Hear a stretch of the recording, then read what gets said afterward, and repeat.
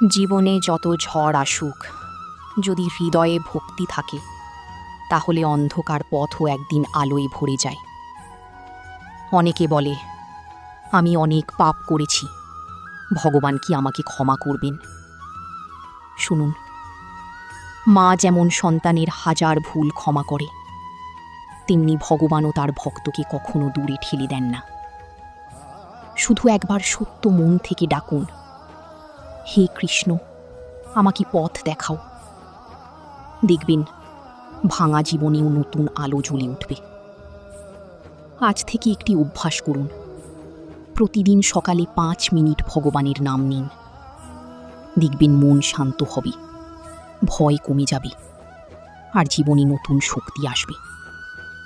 কারণ যেখানে ভক্তি আছে সেখানে ভয় থাকতে পারে না। রাধে রাধে।